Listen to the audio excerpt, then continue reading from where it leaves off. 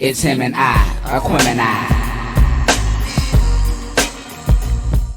What's going on YouTube? This is Marcos from Aquemini Pressure Washing, and I'm back again with another video. In this video, we got to do some maintenance, and the maintenance is going to be on the surface cleaner. So in this video, I'm going to explain things about surface cleaner, and also we're going to do a little bit of maintenance on it. Let's get into the video.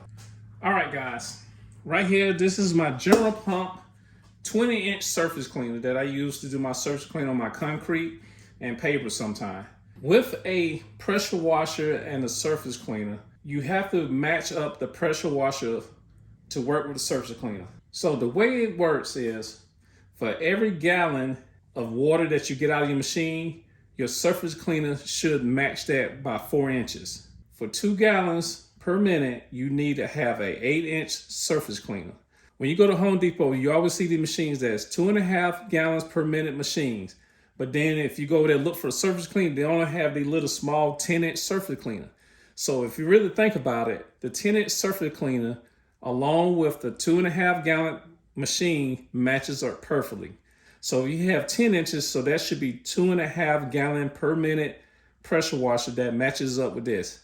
Now, like I said, that's the rule. So now when it comes to my machine, I have a 4 gallon per minute machine, which means I should have a 16-inch surface cleaner, which I don't. I have a 20-inch surface cleaner, which requires a 5 gallon per minute machine, which I don't have. I have a 4 gallon per minute machine. So the way I did it to trick my surface cleaner to work with my machine is this.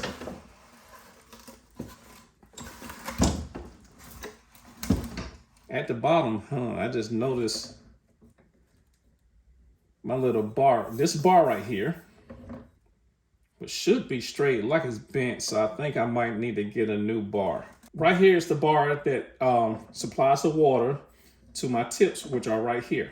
These tips they're looking pretty good right now, compared to the ones I took off, which are these. As you can see, they're beat up pretty badly, and that was the reason I replaced these. So these are going in the trash now, and these I'll probably keep for backups.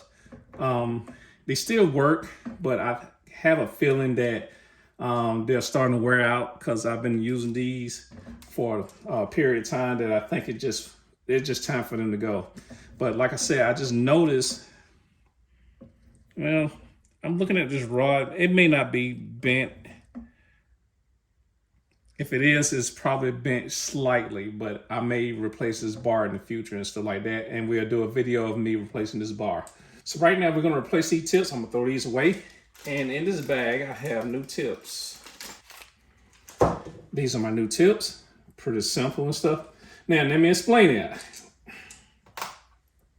So like I said, I have a 4 gallon a minute machine, which means this surface cleaner should have been a 16-inch surface cleaner. I'm running a 20-inch surface cleaner with a 4 gallon machine, which means I am 1 gallon short of having the proper gallons per minute for this surface cleaner. So the way I change that is by the tips. You can buy the tips according to what your pressure washer is putting out. So my pressure washer is putting 4 gallons a minute. So I have 2 tips.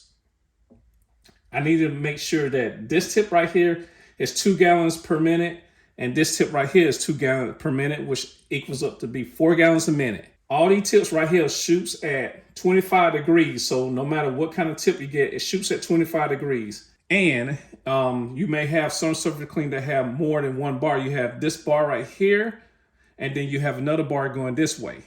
So if you have a 8 gallon per minute machine, what you would do, you have 2, 4, 6, 8, which would be 8 gallons per minute machine.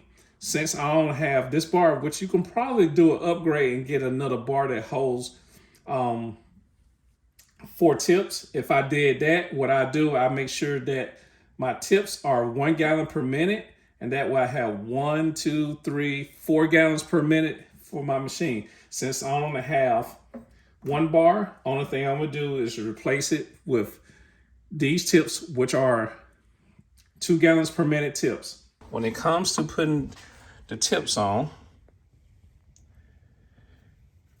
You see how this tip is not parallel with that bar? You do not want to replace the tips and it looks like that. So we have the bar right here. That's the line up right here that's going this way. And the bar is going this way. You don't want it that way. You want to make sure that it lines up just like that. It has to be parallel with the bar. If it's not parallel with the bar, it's gonna not work properly and it's not gonna clean. So I have this one loose and I got the other one loose. So I'm gonna go ahead and pull these out. I'm gonna show you the next step that you need to do. All right, guys, so we're gonna unscrew these. This hole is a lot bigger than this one. So either this one is clogged up or this one is wore out. I'm not too sure. Like I said, these been on there for a minute, so it's time for me to replace these. Here's some new tips, so we're gonna make sure that they fit on first. Yes, they are. So they're gonna fit on properly and stuff. Now, the first step you wanna do when you're putting on your tips is you wanna make sure that these are clear of any debris. And you wanna be able to look through it and you wanna see daylight or some type of light pass through. Now, looking at these holes are a lot bigger. So I think I had some kind of crud or something in the other tip. That's probably the reason why that it was seem like it wasn't cleaning properly and stuff like that. So my suggestion is these things are nothing but like maybe $7 a piece. Go ahead, you can replace them every season, depending how often that you use your pressure washer and your surface cleaner. Most likely, you may use your surface cleaner a lot more than what you think. It's been days where I use my surface cleaner probably from 8 o'clock in the morning to 7 o'clock at night or something like that. Just because the size of the job was just that big and stuff. The biggest job that I had to use the surface cleaner on when I did apartment complex. So I was there from that morning to the evening time or whenever I left and stuff. Keep in mind that these things will wear out or they will get clogged and you need to service them. So by me doing this should make this machine run a lot better. Okay, I don't have no debris in it. Now the next step I want to do, I want to take my Teflon tape and I want to tape up each of my tips before I screw them into the machine. So have my little case.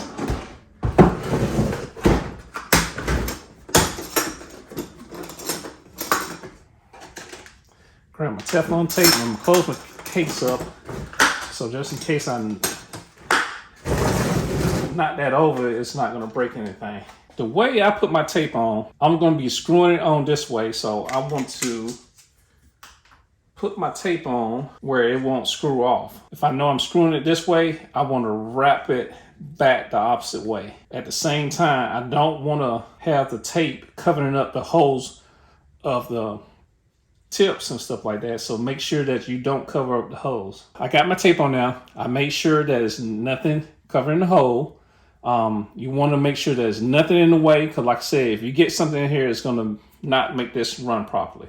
So I'm just got that on. I just want to screw it on now. Okay, that's one. I'm going to take the second one. Make sure it's clear. We're screwing it that way. So we want to make sure that we take the tape around this way. So that way it won't unscrew or unravel when you are putting it onto the machine. So once again, we're going to make sure that we have the tape going around the right way. You don't need a whole bunch. Just get it where it's not going to leak or anything like that. And then we're just going to pull it. Okay. Now, make sure there's nothing covering the hole. And we're going to put this on, same way. Now, that's pretty tight. So I need to get my wrench. Okay, I got a 9/16 right here. I'm gonna make sure that it's tight. So what we're gonna do, we're gonna tighten this up to where it starts to feel snug. Okay, now it's starting to feel snug. Now my line is not lined up with this, but I don't want to go back. I want to tighten it up more. So I'm going to keep tightening it till I get it lined up properly. So we're going to start slowing it down right here.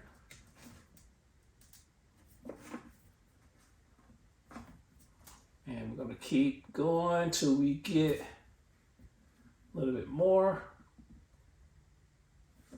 There we go. So we're gonna probably adjust that a little bit more.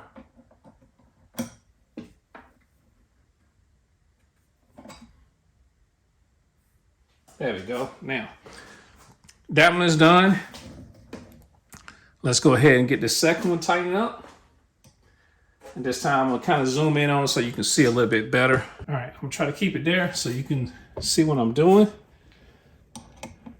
So once again, I'm gonna tighten this up to when it starts feeling snug. Okay, it's starting to feel snug. So now my line is going this way really, and I need to go this way.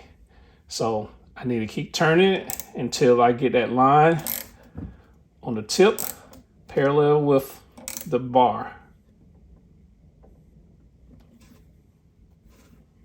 So looking at it, just a little bit more.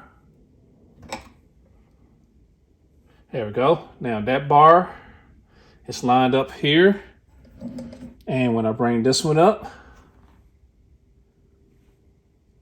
it's a little bit off. Let's see. Okay, as you can see, my tip right there is parallel with this bar. So coming from this side, you have the tip, the line in the tip is parallel with the bar, and it's going straight down to this tip, which should be parallel with the bar. So when you install your tips, they want to be parallel with the bar. Like I said, I can't put enough emphasis on that. The lines in the tips have to be parallel with the bar. If they're not lined up properly, your surface cleaner is not going to work properly. So tip right there is lined up. Tip down here is lined up. That's the way you want to do it. I may replace this bar in the future. If we do that, I'm gonna shoot a video of it. I'm probably not gonna change the tips, but if I have to, I'll bring some more tips. It depends if I'm gonna go to a 4-bar or stay with a 2-bar. The next thing I want to show you is the collar right here. This collar right here, you can adjust the height. I think mine is at the perfect height and anything like that. I don't leave lines or anything in the concrete. If you have this collar down too low, or you buy a surface cleaner and it's leaving lines in the concrete, that means your tips are, this bar is too low and you need to push that collar back up into the surface cleaner. So pushing this back up into the surface cleaner will make this bar rise up a little bit more, which means you'll have more clearance from the ground. And that will probably cut out lines if you have lines in your concrete when you're using your surface cleaner. So one thing that you could be getting lines from your surface cleaner is because you're moving too fast, or your tips are not lined up properly, or they could be clogged, or the bar itself could be low. One thing you have to do is check the height of this bar from the ground. And the way I kind of line it up is I look at this little area right here and I try to get it pretty much even with this little bar right there. And so far it's been working good. If I was getting lines, I would probably have to push this up a little bit farther into the surface cleaner, and that would eliminate the lines. I don't see a reason to really lower it. If it seems like it's not cleaning good enough or something like that, you can probably lower it, and you probably get a little bit more pressure on the concrete, because now it's just like when you take your wand and you're trying to clean concrete and something's not coming up, you get a little bit closer with the wand. Be the same thing with the surface cleaner bar. If you move it a little bit closer to the concrete, it's going to probably clean it a little bit better, but it's going to cover less surface and stuff like that. So keep that in mind. So like I said, mine is in the sweet spot. I don't think I'm gonna have a problem with any lines or anything like that.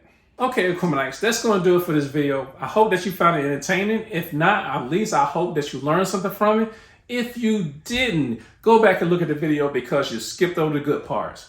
Once again, if you're a subscriber, thank you for subscribing. And if you're new here, make sure you hit that subscribe button and turn on the notification bell so you know when my next video comes out. And before we get out of here, make sure you hit that like button. Share this video with somebody who may need to see it. This is Marcos from Aquemini Pressure Washing, and I will see you in the next video.